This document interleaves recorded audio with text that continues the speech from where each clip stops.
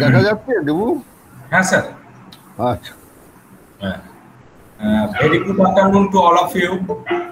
Today is the 12th day of the ICPS sponsored special lecture series on values and well-being, classical and contemporary Indian philosophical perspectives to celebrate the Indian Philosophers Day.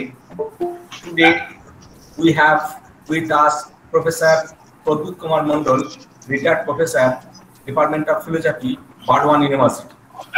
Now, I would like to request Sheikh Abdul Halim, Assistant Professor of Philosophy, Kazi Nazrul University, to deliver welcome address and introduce our speaker.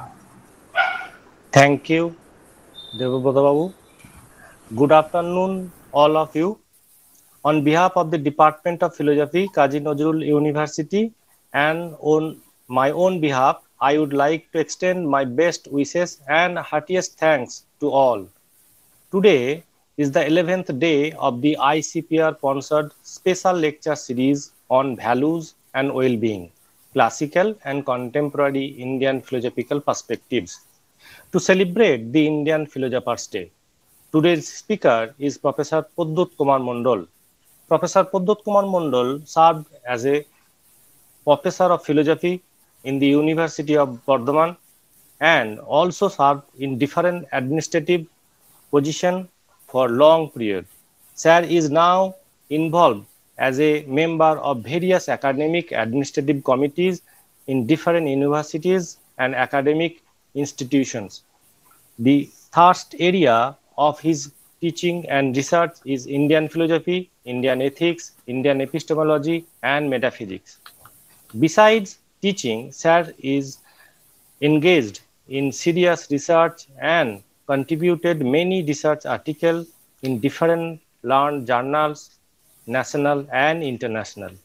Sir has authored and edited so many books, written so many book chapters like Bharatiya Darshan, Boisheshik Darshan, Prasastopader Darshan are the very important and useful book for the student, teacher, and other interested scholar in this field. Today, we are very happy and honored that Professor Pradut Kumar Mondal is present among with us. He also gave us time out of his busy schedule. So many thanks and welcome you, sir. I am personally little emotional today because I will have the opportunity to share class once again today. Now I request Professor Pradut Kumar Mondal to deliver his lecture. Sir.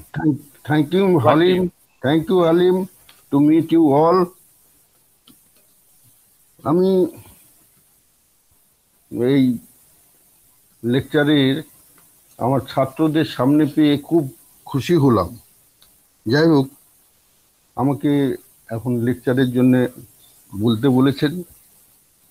Kazi Nazrul বিশ্ববিদ্যালয়ের উপাচার্য সহ আয়োজক মণ্ডলীকে এই আলোচনা চক্রে আমাকে আমন্ত্রণ করার জন্য কৃতজ্ঞতা ও ধন্যবাদ জানাই।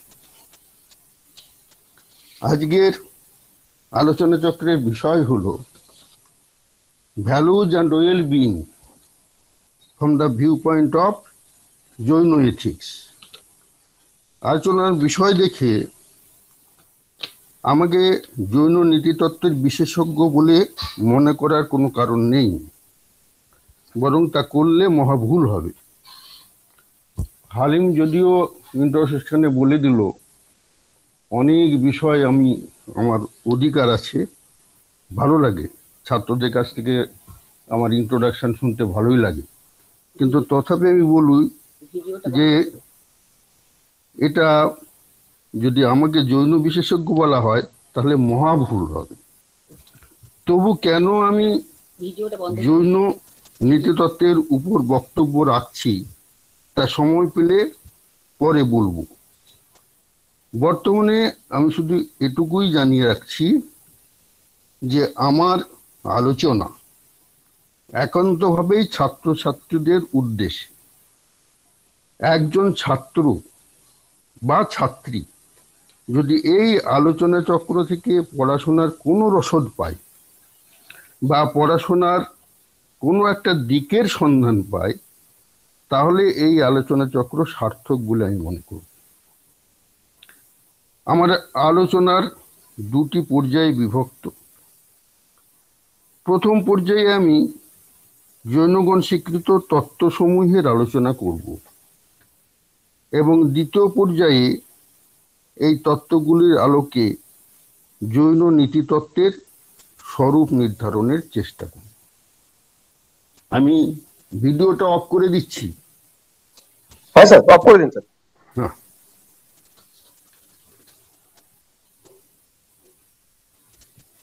আমরা প্রথমে একটু জৈন দর্শনের পটভূমিতে যাই। যদি জৈন দর্শনের পটভূমির দিকে লক্ষ্য রাখি তাহলে দেখা যাবে জিনদের দ্বারা প্রবর্তিত বলে এই সম্প্রদায়ের নাম জৈন সম্প্রদায়। জিন কারা? জিন শব্দের অর্থ জয়ী। কিসের জয়ী? যিনি কামনা বাসনা রাগ দেশাদি জয় করেছেন তিনি জিন। জৈন দর্শনে জিনদের বলা হয় তীর্থঙ্কর। জৈন ধর্মে 24 জন তীর্থঙ্করের পরিচয় পাওয়া যায়। এই 24 জন তীর্থঙ্করের মধ্যে ঋষভদেব হলেন প্রথম এবং মহাবীর হলেন শেষ তীর্থঙ্কর। মহাবীর ছিলেন বুদ্ধদেবের সমসাময়িক। তীর্থঙ্করেরা প্রথম জীবনে আমাদের মতোই ছিলেন বদ্ধজীব, কিন্তু পরবর্তী জীবনে নিজের চেষ্টায় তারা পূর্ণ, মুক্ত ও সর্বজ্ঞ হয়েছে। জৈন ধর্মের বিশ্বাস তীর্থঙ্করদের মতো যে কোনো জীবই নিজের চেষ্টায় পূর্ণ জ্ঞান, পূর্ণ শক্তি ও পূর্ণ আনন্দের অধিকারী হতে পারে। কঠোর তপস্যা ও কৃচ্ছ সাধন এই ধর্মের বিশেষ বৈশিষ্ট্য। এই ধর্মের অপর একটি বৈশিষ্ট্য হলো পরমাৎ সহিষ্ণুতা। পরমতের প্রতি শ্রদ্ধা ও পরমত সহিষ্ণুতা জৈন ধর্মকে এক উচ্চতম আসনে অধিষ্ঠিত করেছে। ভারতীয় দর্শনের প্রতিটি সম্প্রদায় কতগুলো স্বীকৃত তত্ত্বের সাহায্যে তাদের দার্শনিক উপলব্ধিকে রূপ দিয়েছেন। যেমন বৈশেষিক সম্প্রদায়ের সপ্ততত্ত্ব, ন্যায় সম্প্রদায়ের ষোড়শ তত্ত্ব ও সাংখ্য সম্প্রদায়ের পঞ্চবিংশতি তত্ত্ব। প্রতিটি সম্প্রদায় তাদের উপলব্ধ সত্যকে ওই তত্ত্বগুলির মাধ্যমে উপস্থিত করেছেন। এখন প্রশ্ন হলো, তত্ত্ব কি? তত্ত্ব কি? ন্যায় ভাষ্যকার এই প্রশ্ন নিজেই তুলে বলেছেন, কিং পুনস্তত্ত্বং। উত্তর তিনি নিজেই বলেছেন, সতশ্চ সদ্ভাব অসতশ্চ অসদ্ভাব তত্ত্বং। সতের সদ্ভাব এবং অসতের অসদ্ভাব হলো তত্ত্ব। আর সতের সদ্ভাবের জ্ঞান আর অসতের অসদ্ভাবের জ্ঞান, সেটা হলো তত্ত্বজ্ঞান।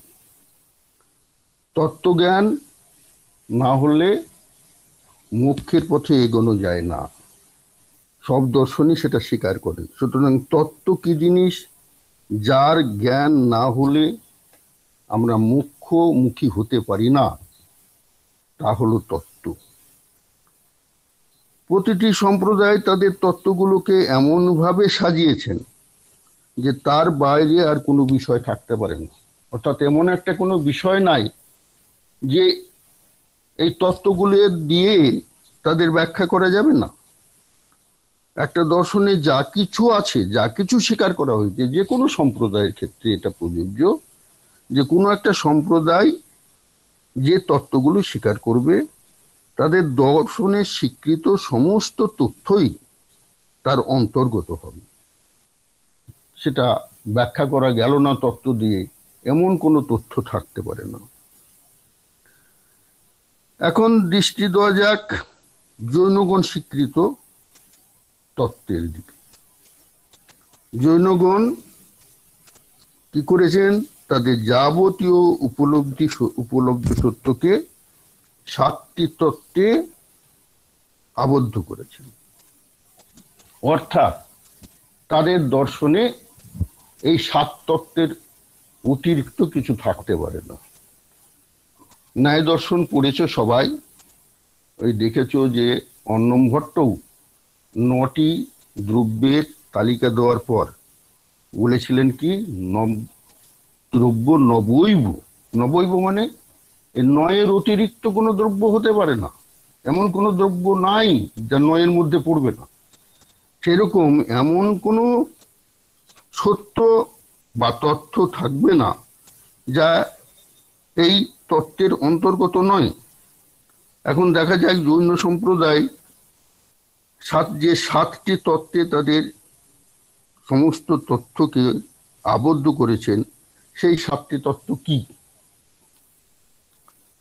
এই 7টি তত্ত্ব হলো জীব, অজীব।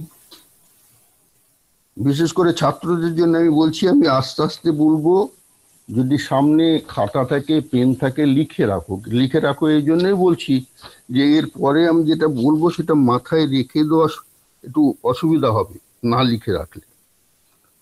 তো এই 7টি তত্ত্ব হলো জীব, অজীব, আশ্রব, বন্ধ, সংবর, নির্জর ও মুখ্য। বোঝা গেল না? আরেকবার রিপিট করব। জীব, অজীব, আশ্রব, বন্ধ, সংবর, নির্জর ও মুখ্য।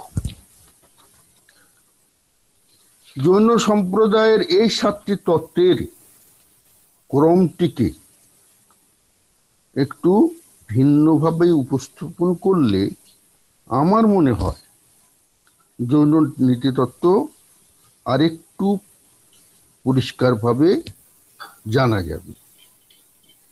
আমি একটু আগেই বললাম যে ক্রমটা খাতায় লিখে রাখো, এই জন্যই বললাম যে ক্রমটাকে আমি একটুখানি ঘুরিয়ে বলতে চাইছি। জীবতত্ত্বকে মাঝামাঝি রেখে আমরা যদি বাকি 6টি তত্ত্বকে জীবতত্ত্বের 2 পাশে রাখি, তাহলে ক্রমটি দাঁড়াবে এইরূপ: আশ্রব, আজীব, আশ্রব, বন্ধ, জীব, সংবর, নির্জর, মুখ্য। লিখতে অসুবিধা হলে জীবটাকে মাঝখানে, পাতার মাঝখানে জীবটা বসিয়ে গোল করে রাখো। এবার জীবের বাঁ দিকে অজীব, আশ্রব, বন্ধ, আর ডান দিকে সংবর, নির্জর, মুখ্য। তাহলে জীব মহাশয়কে যদি আমরা মাঝখানে রেখে দিই, তাহলে এক পাশে কি পেলাম? জীব, আশ্রব এবং বন্ধ। আর অপর পাশে কি পেলাম? সংবর, নির্জর ও মুখ্য। অন্য একভাবে এই তত্ত্বগুলি দেখানো যায় যে জৈন তত্ত্ব তালিকায় জীব এবং অজীব এই 2টি বিপরীতমুখী তত্ত্ব। জীব হলো শুদ্ধ, বুদ্ধ, মুক্ত, আর অজীব হলো জড় পুদ্গল কণা। পুদ্গল কণার কাজ জীবকে বন্ধনে আবদ্ধ করা। অ্যাকচুয়ালি বুদ্ধ দর্শনে জড় পুদ্গল কণা, পুদ্গল আমি বিস্তারিতভাবে আলোচনায় গেলে আর যেতে পারবো না বলে যাচ্ছে না, তবু একটু টাচ করে যাব। এখন আপাতত এইটুকু জেনে রাখো, পুদ্গল হচ্ছে জড় কণা। জৈনদের মতে জড় কণাই জীব দেহের হচ্ছে উপাদান। জীব দেহের উপাদান হচ্ছে এই জড় পুদ্গল কণা। তা সেই পুদ্গল কণা কি হচ্ছে? পুদ্গল কণার কাজ হচ্ছে জীবকে বন্ধনে আবদ্ধ করা। তাহলে কি হচ্ছে? অজীব আর জীব দুটি বিপরীতমুখী তত্ত্ব। অজীব জীবকে দেহের মধ্যে আবদ্ধ করতে চাইছে, অজীব পুদ্গল কণা দেহের উপাদান সাপ্লাই করছে। পুদ্গল কণার কাজ জীবকে আবদ্ধ করা বটে, কিন্তু কিভাবে আবদ্ধ করবে? এই জীবকে আবদ্ধ করতে গেলে তার সাহায্য দরকার হয়। কিসে কার সাহায্য দরকার হয়? আশ্রবের। আশ্রব কি? আশ্রব হচ্ছে সব কর্ম, সব কামনা বাসনা যুক্ত কর্ম। এই কামনা বাসনকে জৈন দর্শনে বলে কষায়। কষায় গুলো কি করে? জীবকে আবদ্ধ করে। কার দ্বারা? পুদ্গল কণার দ্বারা। পুদ্গল কণার দ্বারা আশ্রব জীবকে আবদ্ধ করছে, বন্ধন করছে। তো জীবকে অজীব আবদ্ধ করে বন্ধন করলো দেহের মধ্যে, একেই বলে জীবের বন্ধন দশা। তাহলে জীবের বন্ধন দশাটা কি? জীবের বন্ধন দশাটা হচ্ছে পুদ্গল কণা দ্বারা দেহ জীবকে বেঁধে রাখবে। তাহলে সেইটা হবে জীবের বন্ধন দশা। আর মুখ্যের কাজ হচ্ছে এই বন্ধন থেকে জীবকে রক্ষা করা। মুখ্য মানে জীবকে বন্ধনের খাঁচা থেকে উদ্ধার করা। মুখ্যের দ্বারা এই বন্ধনের স্খলন হয়। অন্যভাবে বলতে পারি, জীবের যার থেকে অজীবের স্খলন, জীবের মধ্যে থেকে যার দ্বারা অজীবের স্খলন, তাই মুখ্য। আর এই মুখ্যেরও সহায়ক হলো সংবর এবং নির্জর। বস্তুত লক্ষ্য করলে বোঝা যায় যে জীবের এক পাশের তত্ত্বগুলি, অর্থাৎ অজীব, আশ্রব এবং বন্ধ, এই এক পাশের তত্ত্বগুলি অপর পাশের তত্ত্বগুলি, অর্থাৎ সংবর, নির্জর ও মুখ্য, সংবর, নির্জর ও মুখ্য, এই তিনটির বিপরীত। অজীব যেমন জীবের বিপরীত, তেমনি আশ্রব হলো সংবর এবং নির্জরের বিপরীত, এবং বন্ধ হলো মুখ্যের বিপরীত। আবার সংবর ও নির্জর একই তত্ত্বের দুটি দিক। সংবর আশ্রবকে প্রতিহত করে। আশ্রব কি করে? আশ্রম পুদ্গল কণাকে কর্মের সাহায্যে জীবের প্রবেশ করায়। পুদ্গল জীবের মধ্যে পুদ্গল কণাকে প্রবেশ করিয়ে তার বন্ধন ঘটায়। সেই পুদ্গল কণাকে প্রতিহত করাই হলো সংবরের কাজ। তাহলে আশ্রব বন্ধন করছে, সংবর সেই বন্ধনকে প্রতিহত করছে, বাধা দিচ্ছে। নির্জরের দ্বারা কি হচ্ছে? নির্জরের দ্বারা সেই যেগুলো কর্মপুদ্গল জীবে প্রবেশ করে গেছে সেগুলোকে দূরীভূত করা হবে, দূর করা হবে। বস্তুতপক্ষে বাইরের ধূলিকণাকে দেখো প্রতিহত করার জন্য আমরা কি করি? আমরা দরজা জানলা বন্ধ করি। আর যে সব ধূলিকণা ঘরে প্রবেশ করে গেছে, যে সব ধূলিকণা দেহে প্রবেশ করে গেছে, তাদেরকে আমরা কি করে দূর করব? যেগুলো ঘরের মধ্যে ধূলিকণা ঢুকে গেছে তাদেরকে আমি কি করে বার কি করব? তাদেরকে তো ঝাড়ু মারা ছাড়া উপায় নেই। ওই ঝাড়ু মেরে ঝেঁটিয়ে বিদেয় কর। তা সেই রকম যেসব ধূলিকণা জীব দেহে অলরেডি প্রবেশ করে গেছে, জীবে প্রবেশ করে গিয়ে জীবের বন্ধন ঘটিয়েছে, তাদেরকেও তো দূর করতে হবে। আশ্রব যেসব ধূলিকণাকে আনছে সংবরের দ্বারা তাকে আমি প্রতিহত করছি, কিন্তু যাকে আমি প্রতিহত করতে পারিনি, যে অলরেডি প্রবেশ করে গেছে, তাকে তো ঝাড়ু মারতে হবে। সেইটা হলো নির্জর। যেগুলো ঘরের মধ্যে অলরেডি প্রবেশ করে ফেলেছে তাদেরকে ওই ঝাড় দিয়ে দূর করা। এই প্রথম প্রক্রিয়াটা আশ্রব, যেটা বাধা দেওয়া, প্রতিহত করা। আর দ্বিতীয়টা হলো নির্জর। এখন দেখো, এই 7টা তত্ত্ব যদি আমি ধরে ধরে সবগুলো আলোচনা করতে যাই, তাহলে বোধহয় আমরাই বন্ধনপ্রাপ্ত হয়ে যাব। কিসের দ্বারা? জৈন এথিক্সের দ্বারা। আমরা জৈন এথিক্সের বাইরে যেতে পারবো না। জৈন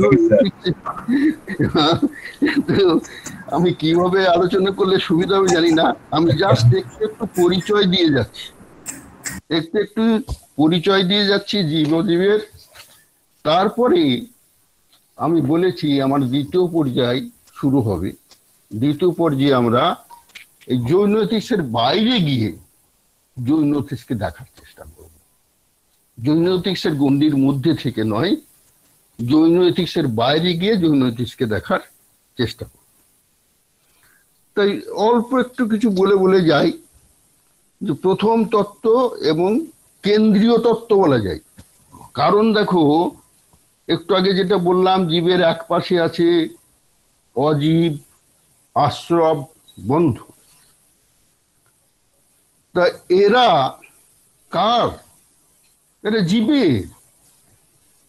অজীব, আশ্রব, বন্ধ, এরা সব জীবের জন্য, জীবকে খাওয়ার জন্য বসে আছে, জীবকে বন্ধন করার জন্য বসে আছে। আবার সংবর, নির্জর, মুখ্য, এরা কি করতে যাচ্ছে? ওই জীবকে রক্ষা করার জন্য, তার বন্ধন দশা দূর করে, বন্ধন দশা থেকে তাকে বের করে নিয়ে আসার জন্য। সবই তো জীবের জন্য। বন্ধনও জীবের জন্য, আর মুখ্যও জীবের জন্য। জীব ছাড়া কোনো কথা নেই, জীবের জন্যই সব। ওই যে ভ্যালুজ বলেছো, ভ্যালুজ কার ভ্যালুজ? ভ্যালুজ জীবের ভ্যালুজ। এই এথিক্যাল ভ্যালুজ গুলো হলো জীবের ভ্যালুজ। তা জীবটা আমি একটুখানি বলে রাখি, একটু বিস্তারিত ভাবে একটু বলছি। এই প্রধান তত্ত্ব জীব, যার জীবন আছে তাকেই আমরা জীব বলি। কিন্তু জীবের স্বরূপ ধর্ম হলো জৈন মতে চেতনা। যার চেতনা আছে সেই তো জীব। অন্যান্য সম্প্রদায়ের মতো জৈন সম্প্রদায় জীব ও আত্মাকে সমার্থক বলে মনে করো। এই যে এখানে সব মুশকিল আসছে, কত কথা আসবে, কত কথা আমি আর তোমাদের বলবো। এই জীব, আত্মা, অন্যান্য সম্প্রদায়ও আমি বললাম অভিন্ন, জৈন দর্শনও অভিন্ন, ঠিক আছে। কিন্তু দেখো, আমরা জীব শব্দটাও ব্যবহার করি, আত্মা শব্দটাও ব্যবহার করি, আবার জীবাত্মা শব্দটাও ব্যবহার করি। তো কে জীবাত্মা? জীব আর আত্মার মধ্যে কি তফাৎ আছে? তফাৎ তো আছে বাবা, একেবারে যে নাই তাও নয়। সেগুলো করার জন্য, সেগুলো দেখার জন্য তো তোমাদের নিজেদের বিস্তারিত পড়াশোনা করতে হবে। এগুলো নিয়ে ভাবার বিষয় আছে, ভাবার অবকাশ আছে। যাই হোক, এই বদ্ধ মুক্ত ভেদে এই জীব আবার দুই প্রকার। বদ্ধ জীব দুই প্রকার কি কি? ত্রস ও স্থাবর। মুক্ত জীবকে ছেড়ে দাও, মুক্ত জীব তো, তার তো বন্ধনের ব্যাপার নাই। কিন্তু বদ্ধ জীব আবার দুই প্রকার, ত্রস ও স্থাবর। স্থাবর জীব ক্ষিতি, অপ, তেজ ও মরুদ বিশিষ্ট দেহের অধিকারী। পঞ্চকায় স্বীকার করে, জানো জৈনরা? পঞ্চকায়, এই স্থাবর জীবদের 5টা কায় আছে। কি কায়? পৃথ্বীকায় মানে ক্ষিতির জন্য, অপকায়, তেজকায়, বায়ুকায়, আর কি বনস্পতিকায়। এগুলো হচ্ছে দেখো বনস্পতিও জীব, স্থাবর জীব। এগুলো ভাবার আছে অনেক কিছু, যে জীবের ধারণাটা কতখানি ব্যাপক করলে, মানে কি বলবো, একেন্দ্রীয় জীব ছাড়াও একেন্দ্রীয় গুলো যেগুলো বলি, সেই জীবের মধ্যে উদ্ভিদকেও ফেলা হয়েছে জৈন দর্শনে, জৈন নীতি তত্ত্বে। এই সকল জীবের, এই স্থাবর জীবের স্পর্শ ইন্দ্রিয় ব্যতীত আর কোনো ইন্দ্রিয় নাই। কিন্তু ত্রস জীব একাধিক ইন্দ্রিয় যুক্ত। এই সকল জীবের কোনটি দুটি ইন্দ্রিয়, কোনটির তিনটি ইন্দ্রিয়, কোনটির চারটি, কোনটির পাঁচটি, এবং কোনটির ছয়টি ইন্দ্রিয় আছে। যেমন মানুষের মন নিয়ে মানুষের ছয়টি ইন্দ্রিয়। জৈন মতে আত্মা যে দেহে অবস্থান করে সেই দেহের ভিন্নতা অনুযায়ী চেতনার পরিমাণ কম বা বেশি হতে পারে। এই আর একটা তত্ত্ব আসছে, দেখো ভাবার আছে। চেতনা দেহের সর্বাংশে পরিব্যাপ্ত থাকে, এটা কিন্তু অন্য কোনো সম্প্রদায় বলে না। এই জন্য জৈন দর্শনে আত্মাকে বলা হয় কি, দেহ পরিমাণ। আত্মা হলো দেহ পরিমাণ। তাহলে ওই একটা কথা বোধহয় অনেককাল আগেই শিখে তোমরা শুনে শুনে এসেছো, তবু বলি যে জৈন দর্শনে বলা আছে যে হাতি বড় জীব, সুতরাং তার আত্মা বড়, কারণ তার দেহ পরিমাণ। আত্মা, হাতি বড় জীব, তাই তার আত্মা বড়, কারণ আত্মা দেহ পরিমাণ। দেহ বড় হলে তার আত্মাও বড় হয়ে যাবে। আর পিপিলিকা ছোট জীব, তাই তার আত্মাও ছোট। এটা বিশেষ করে আমরা বিশ্বভারতীর কাছাকাছি আছি। বিশ্বভারতীর জৈন সম্প্রদায়ের কিছু লোক ছিলেন এককালে, তারা প্রায় এই তো কথা বলতেন, হস্তি ইত্যা বড় প্রাণী, হস্তির ইত্যা বড় আত্মা, পিপিলিকার ইত্যা বড়, ইত্যা ছোট প্রাণী পিপিলিকা, পিপিলিকার ইত্যা ছোট আত্মা। সুতরাং এই যে দেহ পরিমাণ মত জৈনদের, এ নিয়ে ভাবার অনেক অবকাশ আছে, ছাত্ররা এ নিয়ে অনেক ভাবতে পারে। তাছাড়া এই সঙ্গে অন্যান্য মতের সঙ্গে এই জৈন মতের জীবেরও একটা তুলনামূলক আলোচনা হতে পারে। আমি দু এক কথা বলছি এ সম্বন্ধে। যেমন ধরো ন্যায় মত, ন্যায় মতে আত্মা জীবাত্মা ও পরমাত্মা ভেদে দ্বিবিধ। জীবাত্মা কি আছে, 14টা গুণ আছে, পরমাত্মার 8টি গুণ আছে। ঠিক বলছি তো হালিম? ভুল বললে বলে দিও। স্যার আপনি আমরা যা কিছু সবই আপনার জন্য। জ্ঞান হলো, হ্যাঁ, জ্ঞান হলো আত্মার একটা বিশেষ গুণ। দেখো এগুলো নিয়ে ভাবার কত অবকাশ আছে। দেখো ছাত্রদের বলো, আমাদের তো দিন শেষ হলো, তোমাদের তো সারা জীবন এই নিয়ে থাকতে হবে। ছাত্রদের এইগুলো উদ্বুদ্ধ করো, এগুলো নিয়ে ভাবুক যে কত, দেখো সব দর্শনেই জীব আছে, সব দর্শনেই আত্মা আছে, অথচ তাদের মধ্যে তফাৎটা কিরকম। তাহলে ন্যায় মতে জ্ঞান হলো আত্মার একটা বিশেষ গুণ। জীবাত্মার গুণগুলি আগন্তুক, এই গুণগুলি আত্মাতে কি হয়, উৎপন্ন হয়, আবার মোক্ষকালে তারা বিনষ্ট হয়। কারণ মুখ্যাবস্থায় আত্মায় কোনো গুণ থাকতে পারে না ন্যায় মতে। সাংখ্যমত দেখো, সাংখ্যমতে কি আছে, যা জীবাত্মা বা পুরুষ হলো দ্রষ্টা এবং ভোক্তা, কিন্তু পুরুষ কর্তা নয়। তাহলে জ্ঞাতা, কর্তা, ভোক্তা বলে যে তিনটে কথা আমরা প্রায় একসঙ্গে ইউজ করি, এখানে দেখো দ্রষ্টা ভোক্তা কিন্তু কর্তা নয়। এই মতে আত্মা হলো নির্গুণ,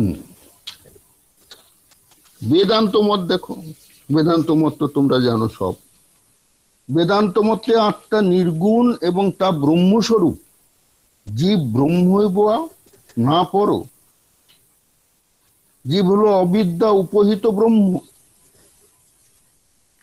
বৌদ্ধ মতে যাও, বিজ্ঞান প্রবাহই আত্মা। আর জৈনরা কি বললেন? জৈন মতে জীব আর আত্মা হলো সগুণ। জীবের অনন্ত গুণ, অনন্ত শক্তি, অনন্ত দর্শন আছে।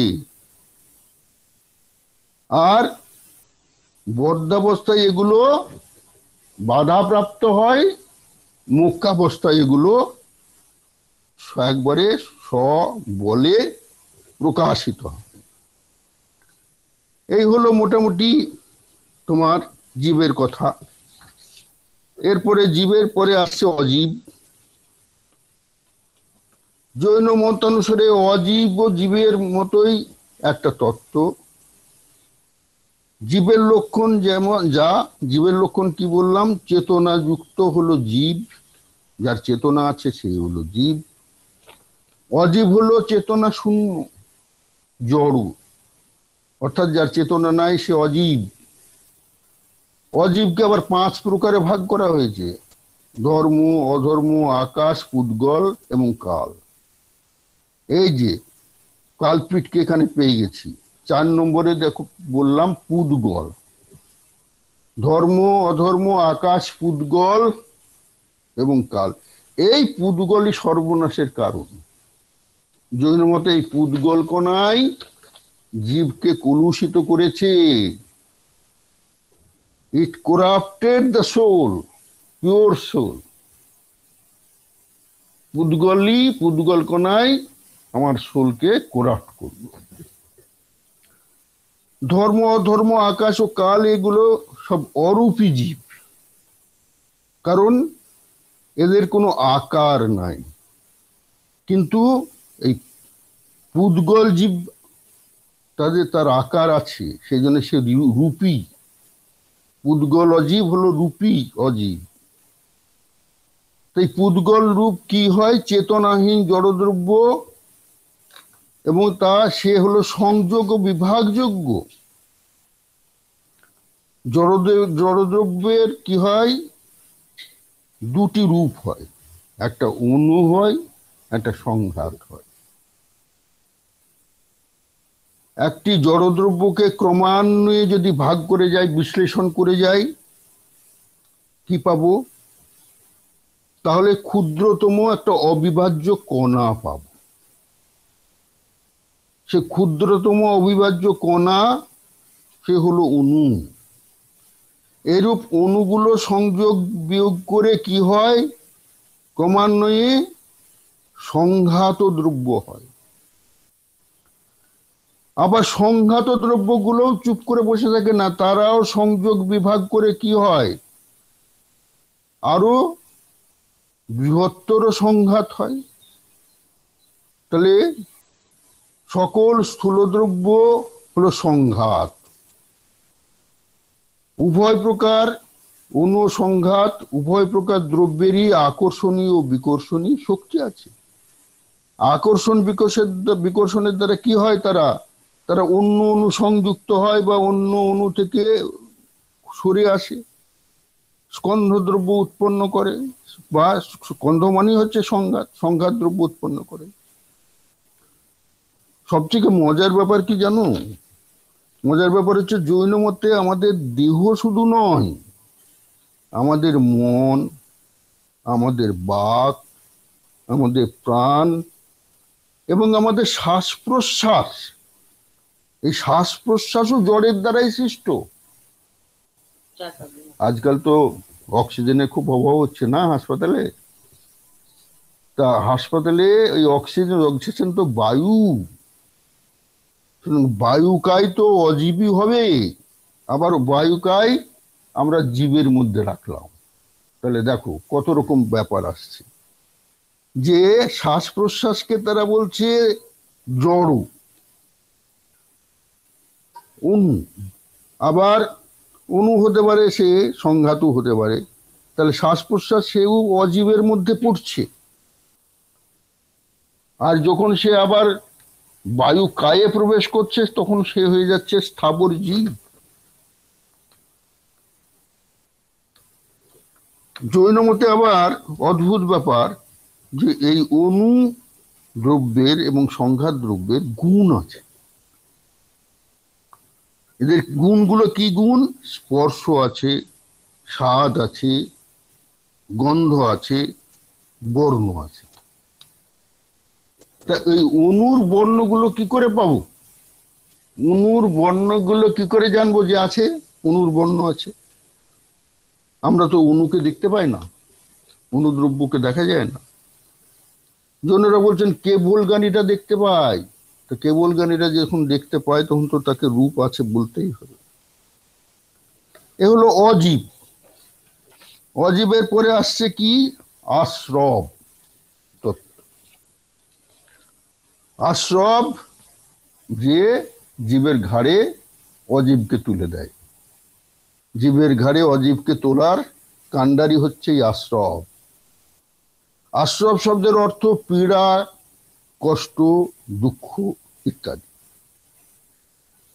এখানে আশ্রব শব্দটি পারিভাষিক, যার অর্থ জীবের কর্মের আগমন পথ। জীবের কর্ম এই পথে আসে, আশ্রবের পথে আসে, এসে পুদ্গল দিয়ে নিয়ে আসে জীবের কাছে। পথ বা দ্বার বিনা যেমন কোনো বস্তু কোথাও প্রবেশ করতে পারে না, সেই রকম এই আগমন পথ ছাড়া, আশ্রবের পথ ছাড়া কর্ম এগোতে পারে না। তত্ত্বার্থ সূত্রে কি বলা হয়েছে?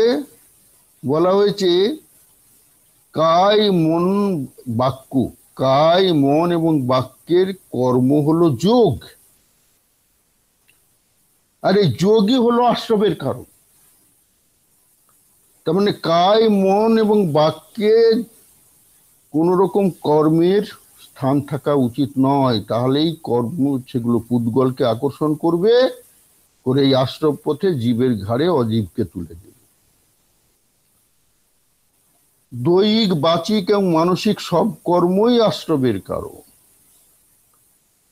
কর্মের দ্বার পথে কর্মস্রোতে প্রবেশ করে জীবের সাথে সংযুক্ত হয়েছে কে? অজীব। জলে সিক্ত বস্ত্র যেমন বায়ুবাহিত ধূলিকণাগুলোকে আশ্রয় দেয়, সেরকম এই আশ্রবের দ্বারা আনিত কর্মকে, সকল তোমার আনিত কর্মকে আশ্রয় কে দেয়? দেহ, জীবের দেহ দেয়। জীবের দেহ এইগুলোকে সব নিয়ে আসে। বস্তুত জীবের কামনা বাসনা বলে যে কষাইগুলো আছে, মায়া, ক্রোধ, লোভ ইত্যাদি, এই কষাইগুলোই আঠার মতো। কামনা বাসনাগুলোই তো কষাই, এইগুলোই আঠার মতো লেগে থাকে দেহে। কি? ওই পুদ্গল কণা যেগুলো আশ্রবের দ্বারা দেহে এসে জীবে এসে ধরছে, জীবকে এসে ধরছে। আবার মোক্ষকালে এইগুলোই নিঃশেষ হয়। ওই সংবর এদিকে প্রতিহত করে, নির্জর এদের দূর করে। তাহলে এই আশ্রবের বিরোধিতা কে করবে? আশ্রবের বিরোধিতাই তো সংবর। জৈন মতে আত্মার বন্ধনের প্রধান যে কারণ তা হলো কর্ম। কারণ এই কর্ম পুদ্গলকে অজীব নিয়ে এসে দেয়। সে কর্ম প্রধান হচ্ছে 8 প্রকার। 8 প্রকার প্রধান কর্মের কথা আমরা একটু বলি। এই 8 প্রকার প্রধান কর্ম হলো জ্ঞান আবরণীয় কর্ম, অর্থাৎ যে কর্ম জ্ঞানকে আবরণ করে। দর্শন আবরণীয় কর্ম, অর্থাৎ যে কর্ম দর্শনকে আবৃত করে।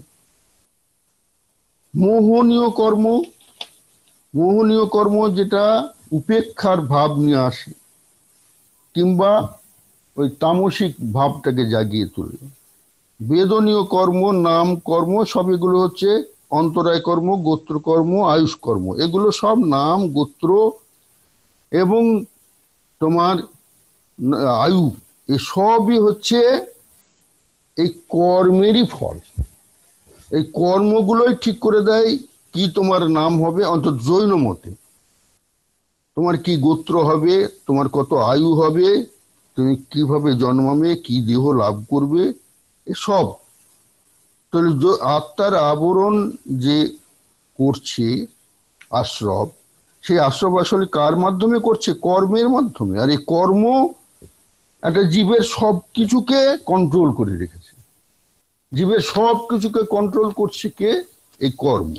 কর্মের দ্বারাই জীবের বন্ধন হচ্ছে আশ্রবের পথে। আবার এই কর্মের বিনাশ করতে পারলে তবেই আমরা মুখ্যের পথে যেতে পারব। এবার আমি বলি, খুব সংক্ষেপে সংক্ষেপে বলে যাচ্ছি, এগুলো নিয়ে বিস্তারিত বলতে গেলে আর আমাদের সময় থাকবে না। সেজন্য এবারে আমরা যাব জীবের বন্ধনে। অন্যান্য দর্শন সম্প্রদায়ের মতো জৈন সম্প্রদায় জীবের দেহ ধারণ ও দুঃখ ভোগকেই বন্ধন বলে মনে করে।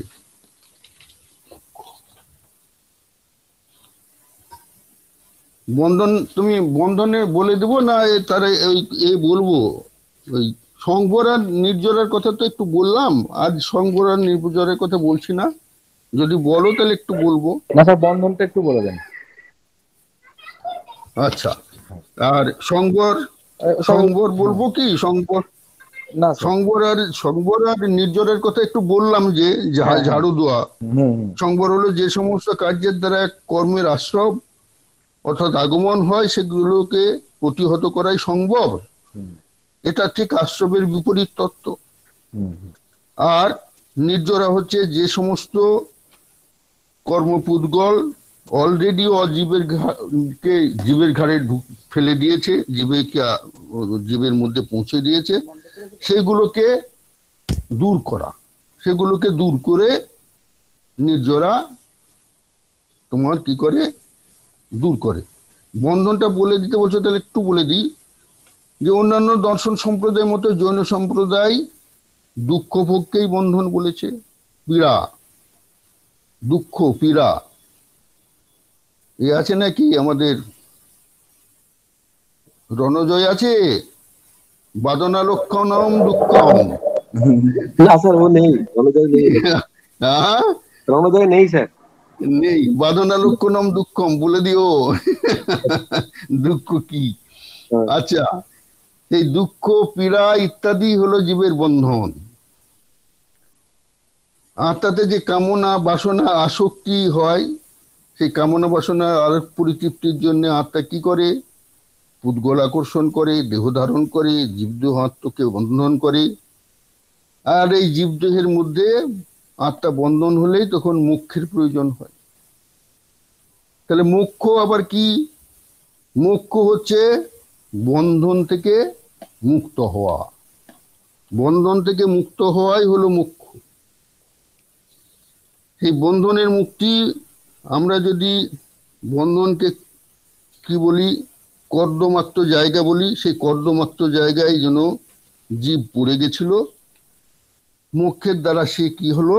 সে কর্দমাক্ত থেকে, কর্দমাক্ত স্থান থেকে সে রক্ষা পেল। এ হলো মোক্ষ।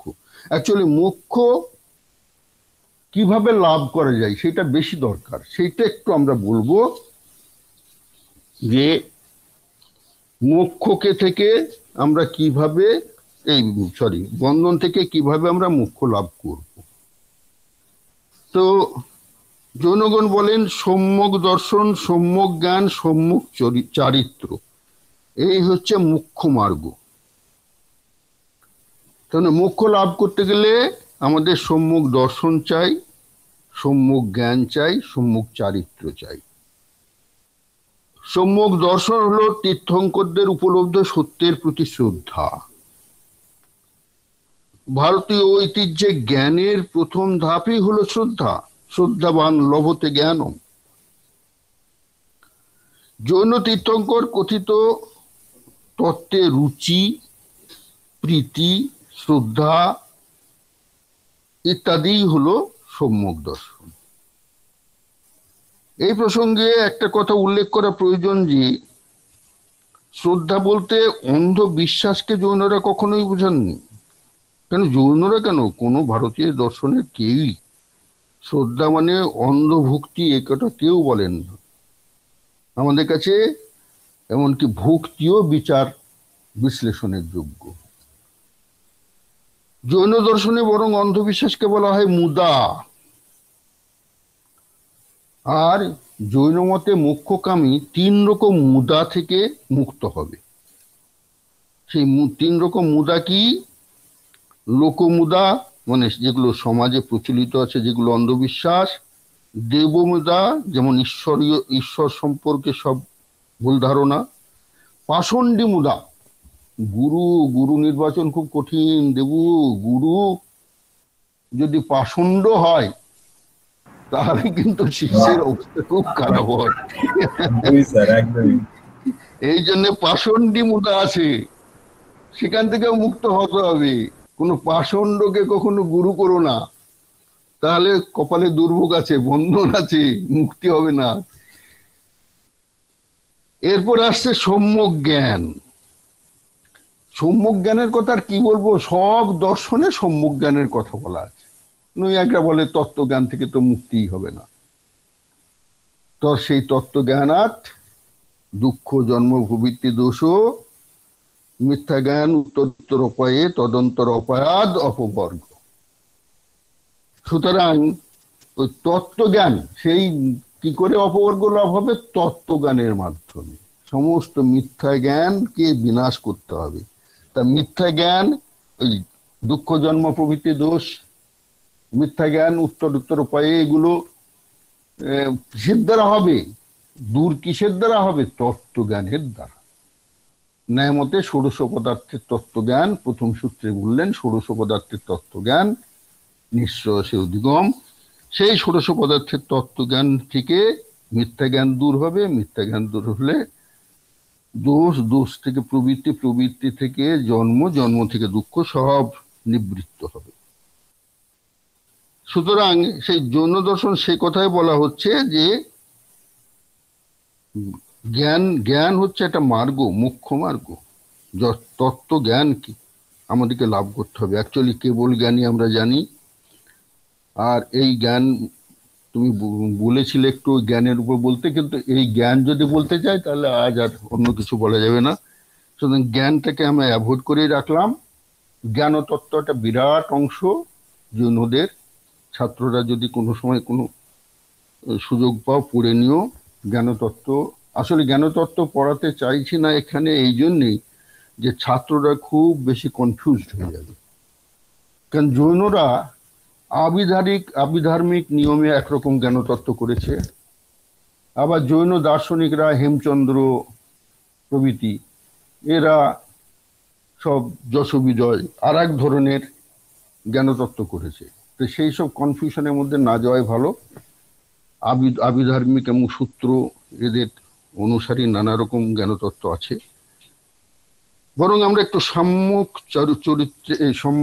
চারিত্রের কথায় আসি।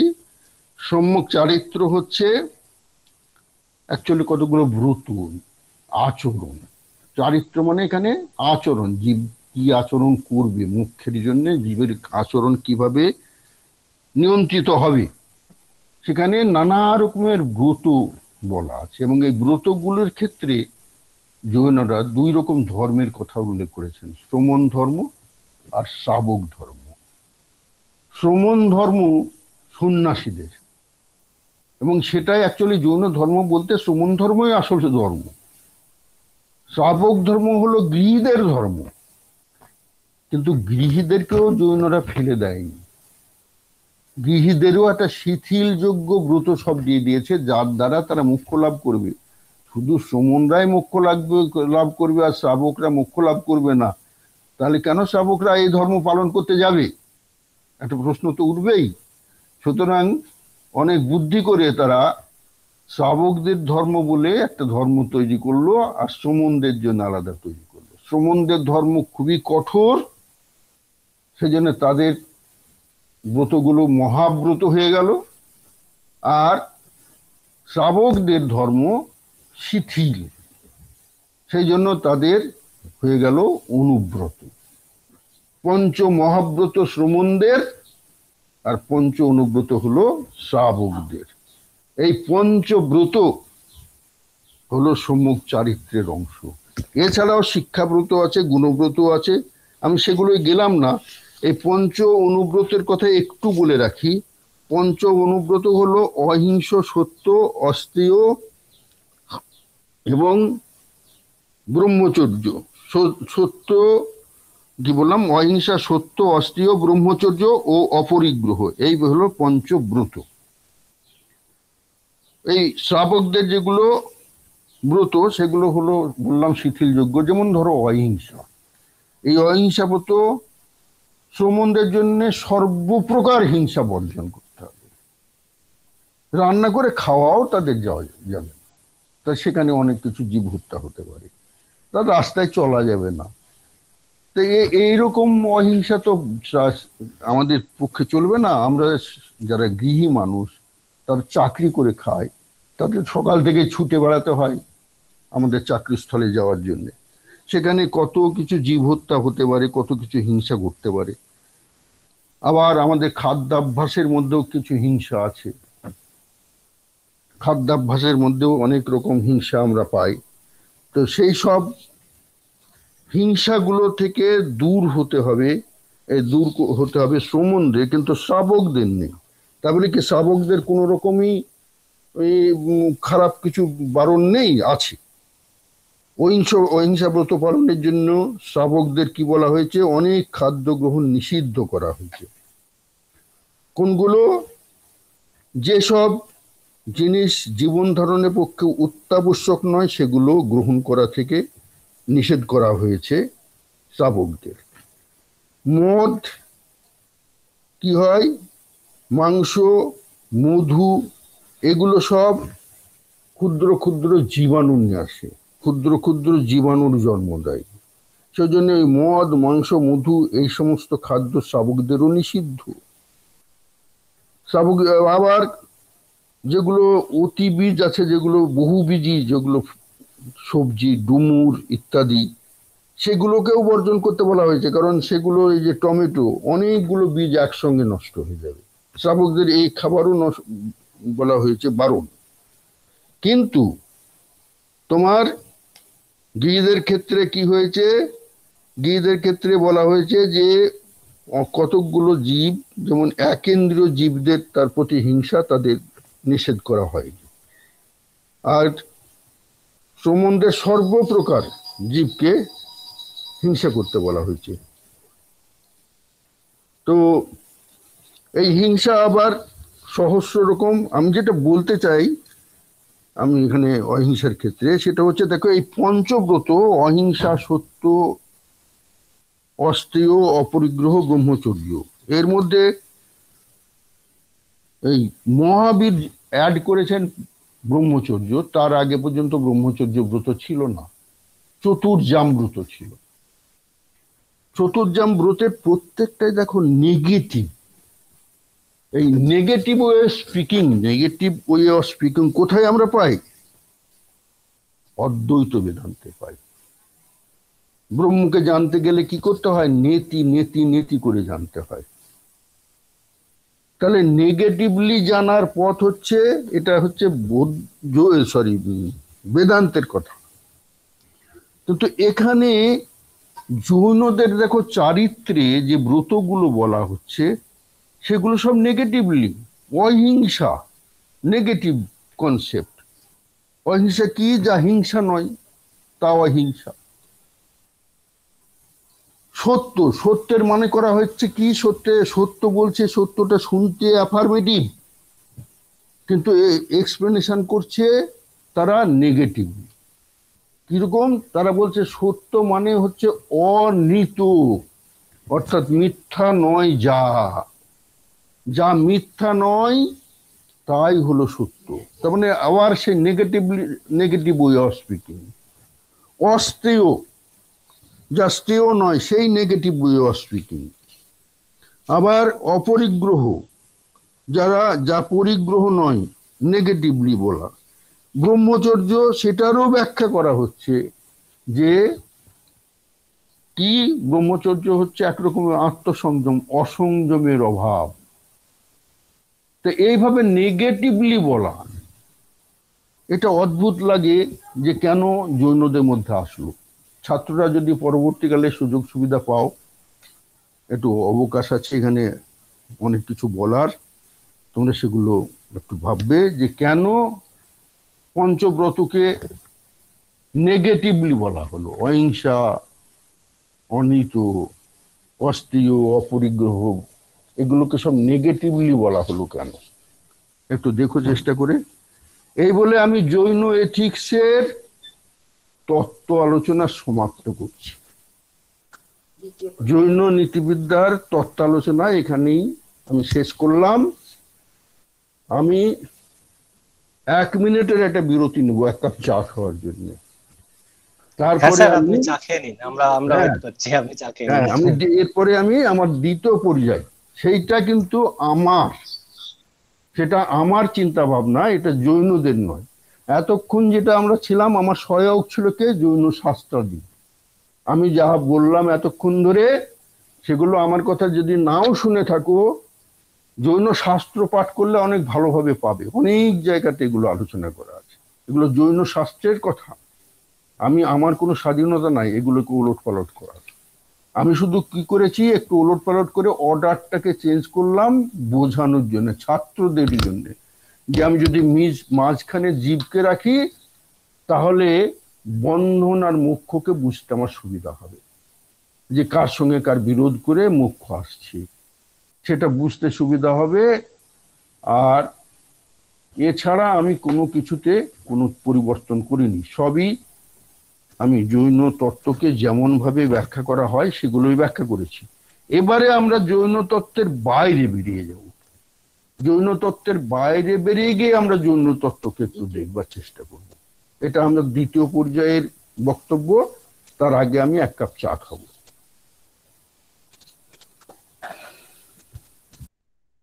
ছাত্রছাত্রীদের উদ্দেশ্যে আমি বলবো, তাদের যদি কোনো প্রশ্ন থাকে, কোনো এই স্যারের এই পর্যন্ত আলোচনার পরিপ্রেক্ষিতে, তারা সেগুলো তাদের চ্যাট বক্সে রাখবে। আর স্যার তো পরে যে মতামত দেবেন তারপর আমরা আলোচনাও করব, কোনো অসুবিধা নেই, তোমরা তৈরি থাকো।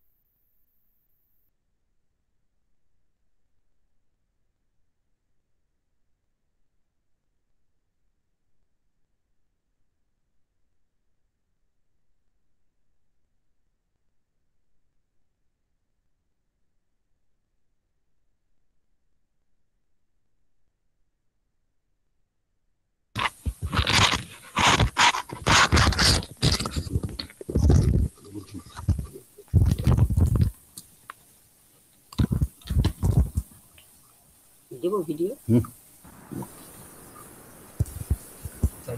ভিডিওটা স্যার অন। হ্যাঁ, আমি ফিরে এসেছি। স্যার ভিডিওটা অন আছে।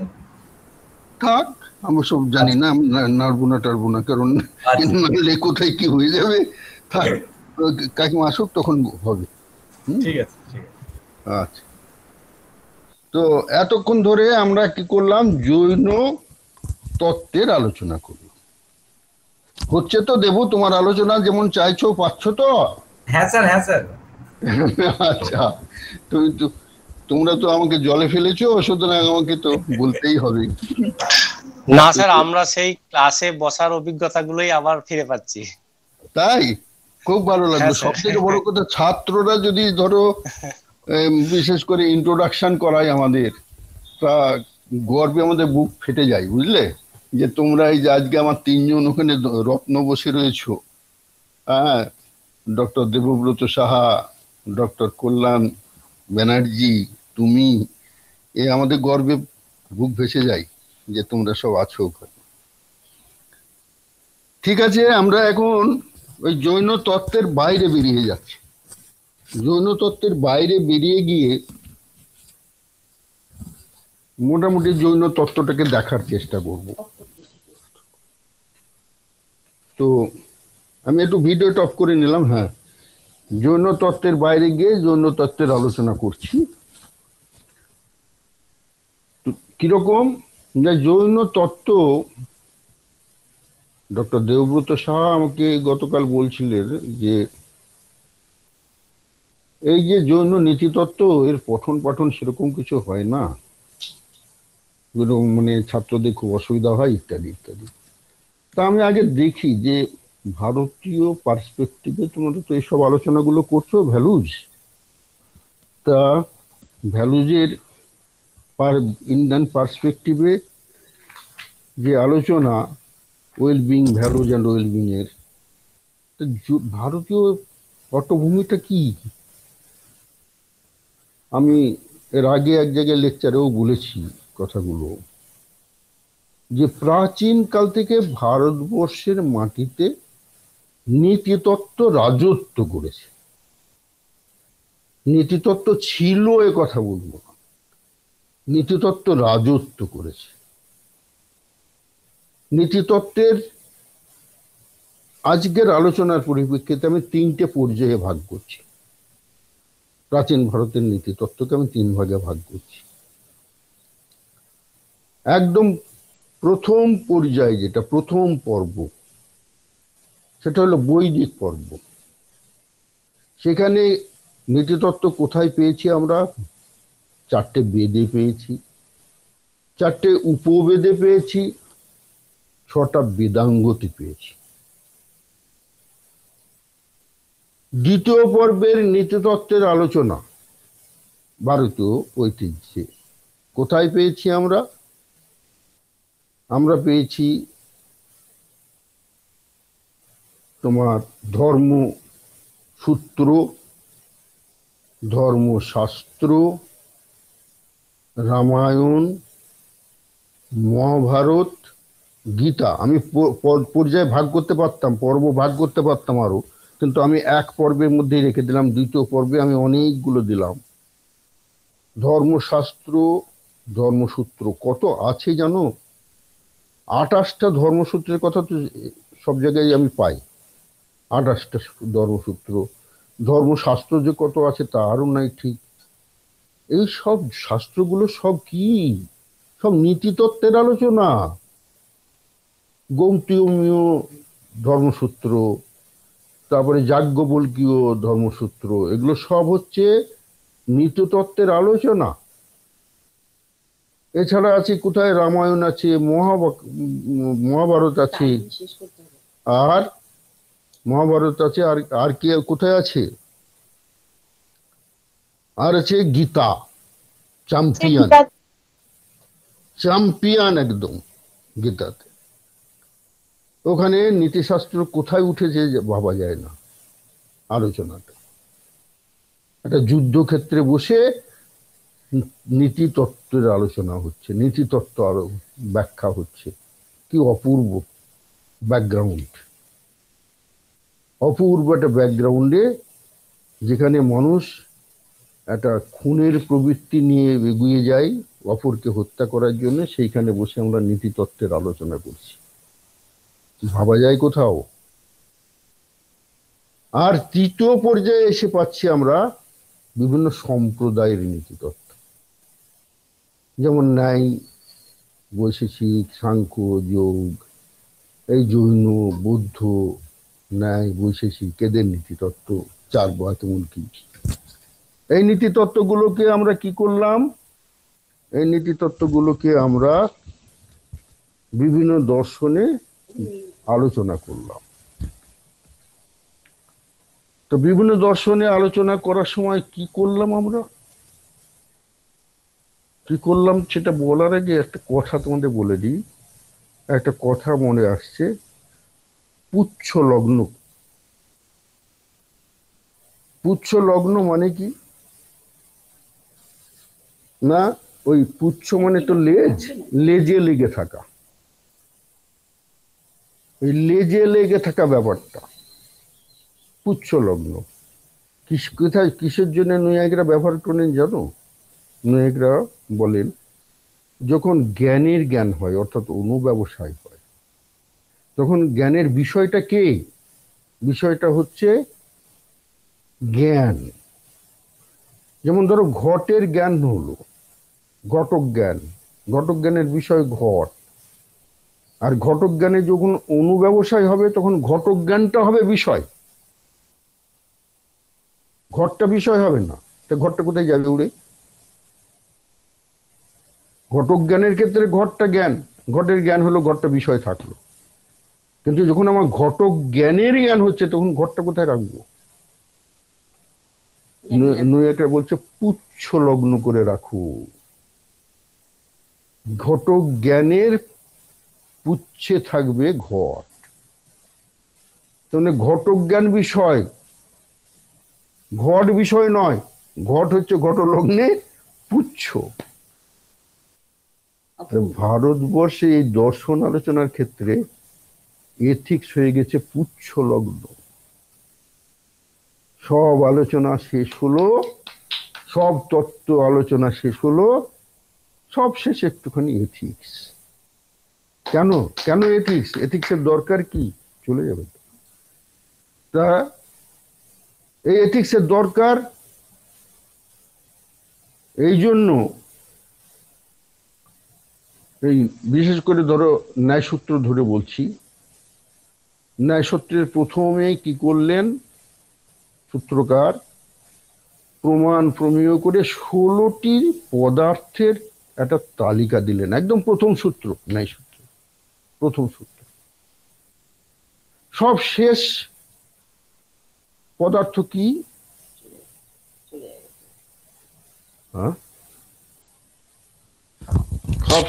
সব যে শেষ পদার্থ সে হলো নিগ্রহ স্থান। নিগ্রহ স্থান হলো সব থেকে শেষ পদার্থ। তো সব থেকে শেষ পদার্থ আলোচনা করবার সময় কি করলেন? ওই নিগ্রহ স্থান বলে কি বললেন? নিগ্রহ স্থানানাং তত্ত্ব জ্ঞানাৎ নিঃশ্রিয়স অধিগম। কেন বললেন এইটা? তাই নিয়ে ব্যাখ্যাকাররা হই হই রই রই করে বেড়াচ্ছেন। সবারই বক্তব্য হচ্ছে যে এই 16টা পদার্থের তালিকা দিলেন, নিয়ে নিগ্রহ স্থানে বলার পরে হঠাৎ নিগ্রহ স্থানানাং তত্ত্ব জ্ঞানাৎ নিঃশ্রেয়স অধিগম, এই কথাটা বলার কি দরকার ছিল? না, এই যে 16টা পদার্থ আমি বললাম, সেই 16টা পদার্থের লক্ষ্য কিন্তু হচ্ছে মুখ্য। ওই 16টি পদার্থের তত্ত্ব জ্ঞান আমাকে কোথায় নিয়ে যাবে? মোক্ষে নিয়ে যাবে। আমি শুধু শুধু পদার্থের জ্ঞানের জন্য পদার্থ আলোচনা করছি না, পদার্থের আলোচনা করছি কার জন্যে? মোক্ষের জন্য। এই যে পুচ্ছে একটুখানি লাগিয়ে রাখলো কেন? তা নইলে প্রমাণ শাস্ত্র হয়ে যেত, ন্যায় দর্শন হয়ে যেত। প্রমাণ শাস্ত্র, শুধু প্রমাণেরই কথা আছে সেখানে। প্রমাণ এবং প্রমাণের সঙ্গে সংযুক্ত যা কিছু, কিন্তু মোক্ষের কোনো স্থান সেখানে ছিল না। তাহলে কি ন্যায় সূত্রের প্রথম সূত্র শুধু প্রমাণ শাস্ত্রের কথা বলবে? এই জন্য সূত্রকার শেষে লাগিয়ে দিলেন যে নিগ্রহ স্থানানাং তত্ত্বজ্ঞানাৎ নিঃশ্রেয়স অধিগম। আর এই সমস্ত করছি নিশ্চয়ের জন্যে, মোক্ষের জন্য করছি, এমনি করছি না। এই কথাটা না বললে প্রমাণ শাস্ত্র হয়ে যাবে। কি কাণ্ড! প্রমাণ শাস্ত্র হয়ে যাওয়ার ভয়ে ন্যায় শেষে অধিগম, নিশ্চয়স অধিগম লাগাচ্ছেন, মুখ্যর কথা লাগাচ্ছে।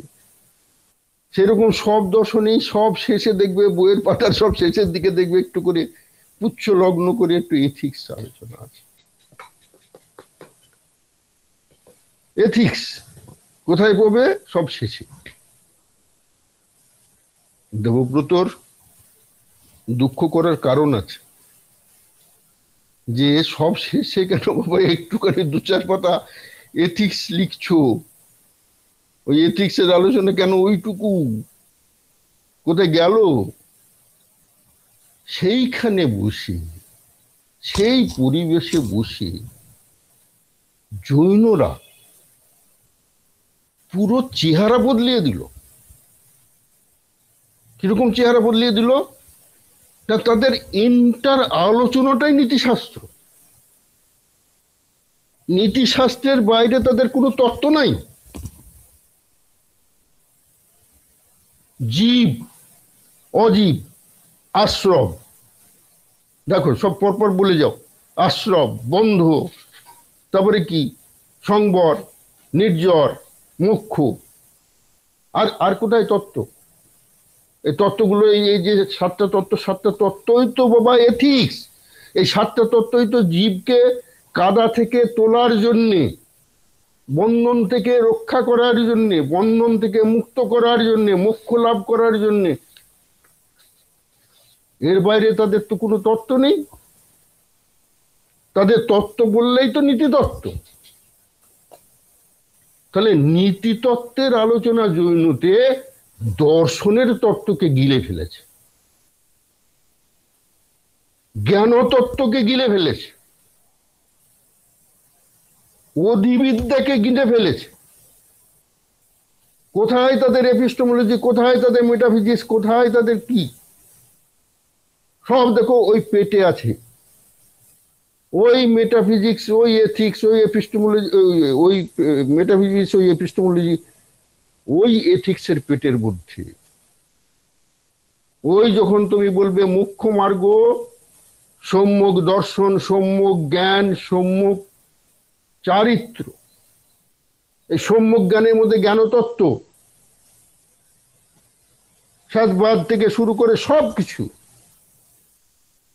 সব জ্ঞানতত্ত্বের মধ্যে চলে গেল। তাহলে অধিবিদ্যার মধ্যে কি থাকলো? জীব, অজীব সবই তো অধিবিদ্যা। তাহলে এথিক্সকে ভালো করে টর্চ দিয়ে দেখো। জৈন এথিক্সকে ভালো করে টর্চ দিয়ে দেখলে দেখবে সেখানে জল জল করছে কি না, এথিক্সের পেটের মধ্যে মেটাফিজিক্স, এপিস্টেমোলজি সবগুলোকে গিলে রেখেছে এথিক্স।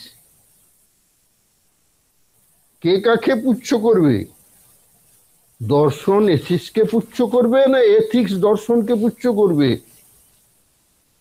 এক অদ্ভুত ধরনের মোরাল ফিলোজফি, অদ্ভুত ধরনের ফিলোজফি, যাকে এক কথা আমি বলতে পারি মোরাল ফিলোজফি। আমরা শব্দগুলো ব্যবহার করি, মোরাল ফিলোজফি, এথিক্স সব এক অর্থে ব্যবহার করছি।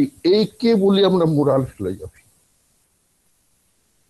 যে ফিলোজফিটাই মোরালিটির উপর দাঁড়িয়ে আছে।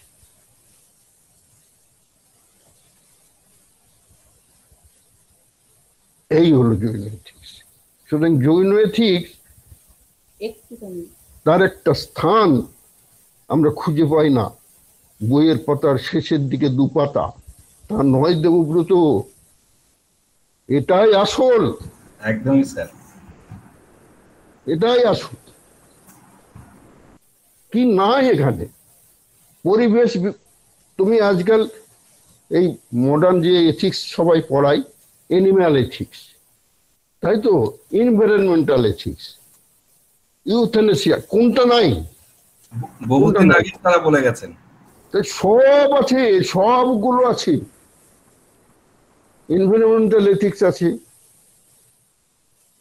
অ্যানিমাল এথিক্স আছে, তারপরে তোমার কি বললাম, ইউথেনেসিয়া আছে, কি নাই? একটা পরিপূর্ণ এথিক্স, পরিপূর্ণ মণ্ডল, পরিপূর্ণ দর্শন, যেখানে দর্শন একেবারে হেসে খেলে বসে আছে মায়ের কোলে। কার কোলে? মোরালিটির কোলে, এথিক্সের কোলে দর্শন।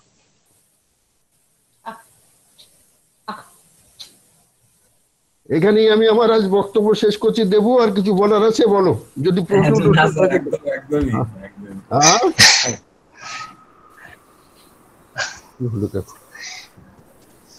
ঠিক, থ্যাংক ইউ স্যার। হ্যাঁ, আমি কি বেশি টাইম নিয়ে ফেললাম হালিম? না স্যার, আপনি আপনি এখনো আমরা মানে শুনতে বিভোর হয়ে গিয়েছিলাম, ওই জন্য আর বুঝতে পারিনি, টাইম অনেকটাই অতিক্রান্ত হয়েছে।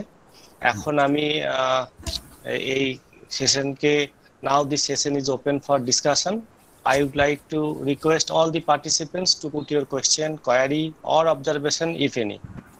আমি মৈত্রীকে বলবো, মৈত্রী তুমি যেটা এখানে লিখেছো ভিডিও অন করে তুমি যদি বলো স্যার আরো বেশি খুশি হবেন তোমার প্রশ্নটা। স্যার এখানে একটা প্রশ্ন এসেছে মৈত্রী করেছে। আচ্ছা বলো, মৈত্রীকে বলতে বলো। হ্যাঁ, আমি ভিডিও অন করে মৈত্রী যদি অন না করতে পারে পড়ে দেওয়া যাবে, অসুবিধার কিছু নেই। না স্যার, আমি আমার প্রশ্নটা আমার জিজ্ঞাসাটা রাখছি স্যারের কাছে। খুব ভালো লাগছে, এবার এত তাড়াতাড়ি শেষ হয়ে যাবে এটা ভাবতে পারিনি। মনে হচ্ছে যেন আরেকটু যদি চলতো খুব ভালো হতো। না, আমার আসলে শরীরটা সবসময় অ্যালাউ করে না, বুঝতে পেরেছো? এই বেশি বসছি তো, মিসেস পাশে থেকে বসে খুব উদ্গ্রীব, হ্যাঁ, যে এত বকছি আমি। মিসেস কি বলছে জানো? মিসেস বলছে তোমার সামনে তো কেউ নাই, তুমি এত জোরে জোরে চেঁচাচ্ছ কেন? সামনে তো কেউ নাই, আসতে বলো না। আমার এই কথা বলাতে, কাকিমা কথা বলাতে একটা কথা মনে পড়লো আমার স্যারকে, যখন স্যার আমাকে পড়াতেন একা, আমার স্যার হচ্ছেন কালিদাস ভট্টাচার্য, তো তিনি যখন আমাকে পড়াতেন আমি একাই পড়তাম, তখন ওই এত চিৎকার করে পড়াতেন। আর মাসিমা ঠিক এই একটা কথাই বলতেন, আর সেই জন্য আমার মনে পড়ে যাচ্ছে যে মাসিমা বলতেন, এত চিৎকার করছো কেন? প্রদ্যোৎ একাই তো তোমার ছাত্র, প্রদ্যোতই তো শ্রোতা, আর তো কেউ নেই, অত জোরে চেঁচাচ্ছ কেন? স্যার বলতেন, মিনমিন করে সাহিত্য হয়, ফিলোজফি হয় না।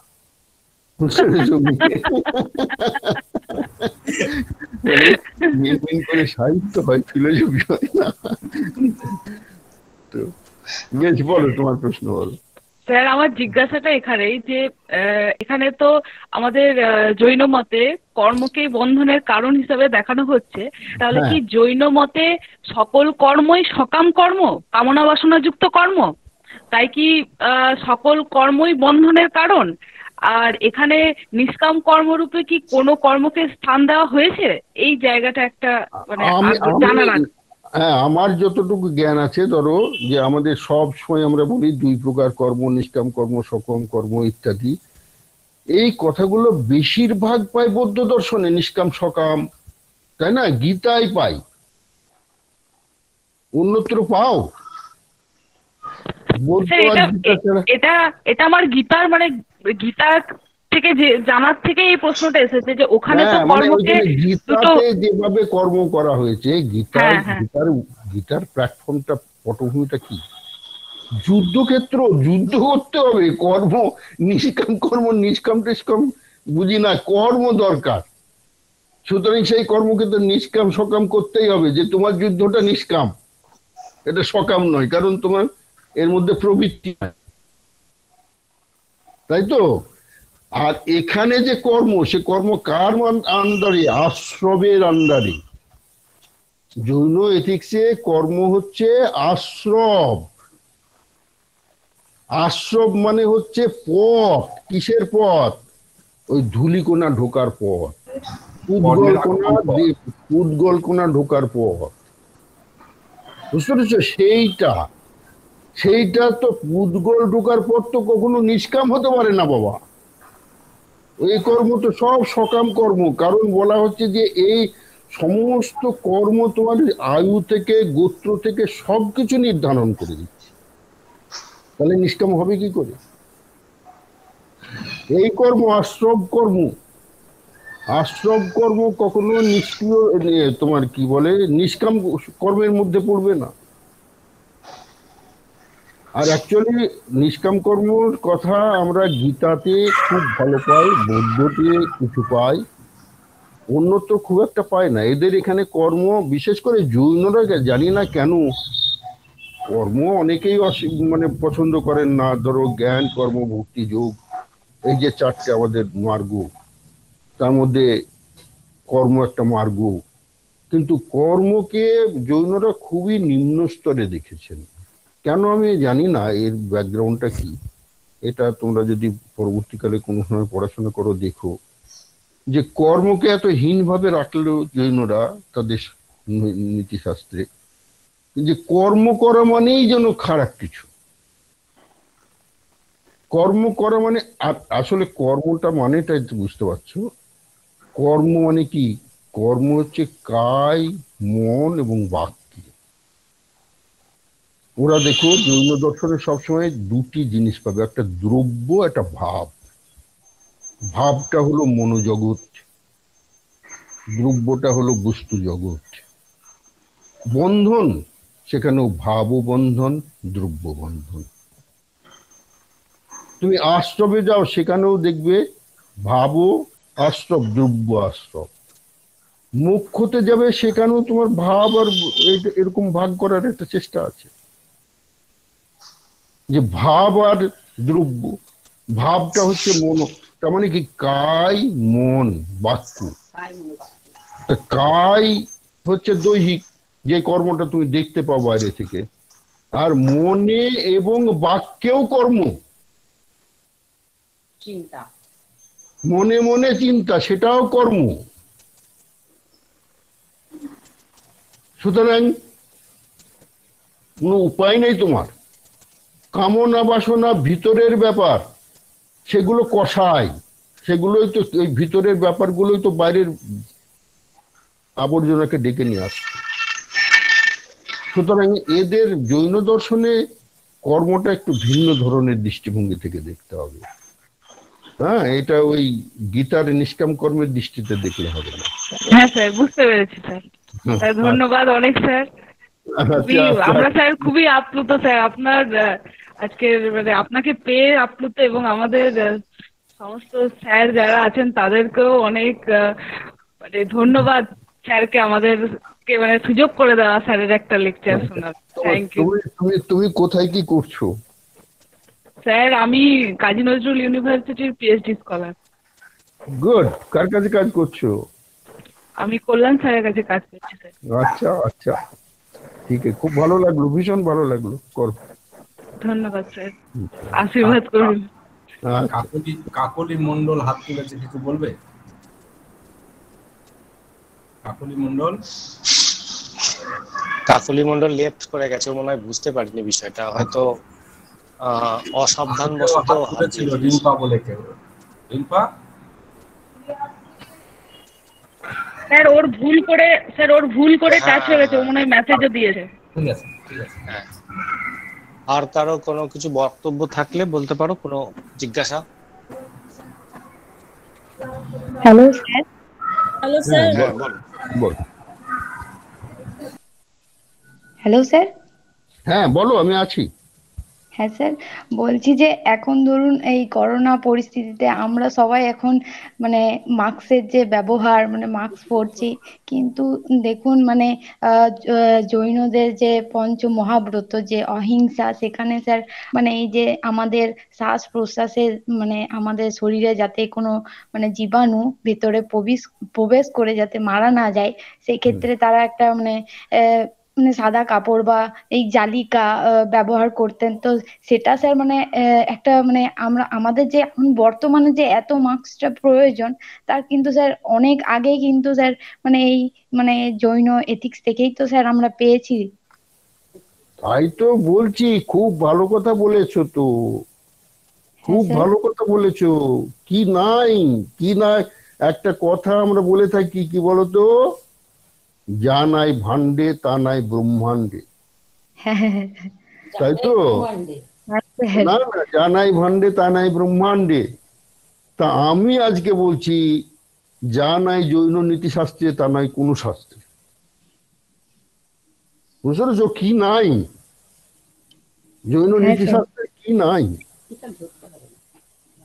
সল্লেখনা থেকে, যেটা সল্লেখনা তোমার হচ্ছে ইউথেনেসিয়া, তোমার ইনভারনমেন্টাল এথিক্স, তোমার তারপরে কি বলবো এনিম্যাল এথিক্স, কি নাই? সবই তো রয়েছে। শুধু ওইটা কেন, ধূলিকণা দেখো, হ্যাঁ স্যার। ধূলিকণাও যে প্রাণ আছে, ধূলিকণাও কিন্তু জীব। বুঝতে পারছো? এটা অদ্ভুত জৈন দর্শনী। হ্যাঁ স্যার। মৃত্তিকায় স্থাবর জীব, এ তো মানে কি অদ্ভুত ধারণা। আমি তো ধরো সত্যিকারের কথা কি, তোমাদেরকে প্রথমে বলেছিলাম যে আমি জৈন বিশেষজ্ঞ নই, তবুও আমি বলছি। কেন বলছি সময় পেলে পরে বলবো। তো একটা গল্প বলি তোমাদের। হ্যাঁ স্যার। গল্প হচ্ছে যে একটা লোক ডুবে মারা যাচ্ছে, তো তাকে তুলবার জন্য কেউ নামছে না, কেউ তাকে বাঁচাচ্ছে না। শেষে দেখা গেল একজন লোক তাকে বাঁচালো, তুললো। তারপরে তাকে সম্বর্ধনা দেওয়া হলো যে তুমি বাঁচিয়েছো ওর প্রাণ, নিজের প্রাণ তুচ্ছ করে। তা সে বলতে উঠে কি বললো বলো তো, যে আমি, যারা আমাকে সম্বর্ধনা দিচ্ছেন তাদের সকলকেই ধন্যবাদ, তবে বেশি করে ধন্যবাদ কাকে? যারা আমাকে জলে ঠেলে ফেলে দিয়েছিলেন তাদের। আচ্ছা। আমিও বলি, যারা আমাকে জলে ঠেলে ফেলে দিয়েছিলেন তাদেরকে আরেকবার ধন্যবাদ জানাচ্ছি। তারা হচ্ছে ডক্টর দেবব্রত সাহা, ডক্টর কল্যাণ ব্যানার্জি। বুঝতে পেরেছো? আচ্ছা স্যার। তাই তাদের জন্য আমার আজ জৈন এথিক্সে বলা। স্যার, স্যার আপনাকে জলে ফেলে দেওয়ার জন্য স্যার আমরা আজ অনেক কিছু জানতে পারলাম কিন্তু স্যার। ভাগ্যে ফেলেছিলেন। প্রাণটা অন্তত বেঁচেছে, নাকি ফেলে দিলেও ফেলে দিক আর যাই দিক, সে তো প্রাণটা বাঁচিয়েছিল। খুব ভালো লাগলো, বেশ। আর তোমরা এই দেবদের কাছে আমার ফোন আছে, সব কল্যাণদের কাছে ফোন আছে, হালিমের কাছেও ফোন আছে। কোনো প্রয়োজন হলে পরে সবসময় ফোন করো, আমি বাড়িতে আছি। আমি ভালোই লাগে, আমার ছাত্রছাত্রীর সঙ্গে ইন্টারাকশন খুব ভালো লাগে। এই যে আমি অন্ধভাবে পড়ালাম, সামনে অন্ধ কিচ্ছু নাই, কিচ্ছু নাই, এ পড়ানো আমার ভালো লাগে না। বরং একদম ক্লাসে টকবক করে ছেলে মেয়েদের সামনে দেখবো, একটা জীবন্ত লাইভলি একটা ইন্টারাকশন হবে, সেই না হলে ক্লাস। যাই হোক, তোমার ভালো লাগলো। যতটা যতটা পরিস্থিতিতে যা হয়, যতটা হয় ততটাই লাভ। তবুও ভালো লাগলো তোমাদের সঙ্গে 1 ঘন্টা কাটিয়ে, খুব ভালো। স্যার, স্যার প্রণাম নেবেন স্যার। হ্যাঁ, তোমরা সবাই ভালো থেকো, ভালো করে পড়াশোনা করো। আর তোমাদের টিচাররা কিন্তু, আমি এইটুকু বলতে পারি, তুমি শিক্ষকরা তোমাদের কিন্তু কেউ পাষণ্ডী নয়, সুতরাং তাদের কথা শুনে চলবে। ওই প্রসঙ্গে স্যার আমি একটা কথা বলে নিই। আপনি যেটা বললেন যে অন্ধকার মুদার কথা, লোকমুদা, দেবমুদা এবং গুরুমুদা, আমাদের ছাত্রছাত্রীরা বুঝতে পারলো যে আমাদের গুরুমুদাটা হয়নি।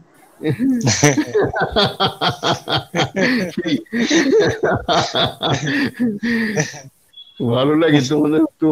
তো আসলে তোমাকে আর দেবুকে আসতে নিষেধ করেছিলাম কেন, তোমাদের কথা সামনে শুনতে আমি চাই না। সামনে আমার তোমরা দূরে আছো, সেটাই ভালো। আচ্ছা ঠিক আছে, তোমরা খুশি হলেই আমি খুশি, কারণ তোমরাই আমাকে ঠেলেছিলে। আমরা ভীষণ খুশি। বেশ বেশ ছাত্রছাত্রীরা বুঝতে পারলো যে আমাদের গুরুমুদাটা হয়নি, এটা বুঝতে পেরে। সবাইকে ধন্যবাদ, সবাই ভালো থেকো, সবাই সুস্থ থেকো, আর সবাই মাস্ক পুরো, বুঝতে পেরেছো, সবাই মাস্ক পুরো। হ্যাঁ স্যার, আপনিও ভালো থাকবেন স্যার। আচ্ছা, Now I request to Dr. Debabrata Saha, the head Department of Philosophy, to give vote of thanks.